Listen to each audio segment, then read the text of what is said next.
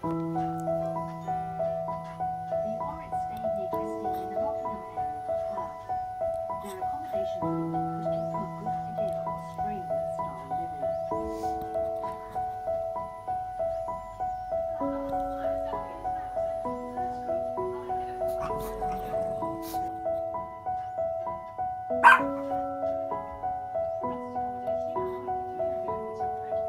Audio preview. Back in the UK, the Oryx lived in a large house in Chester.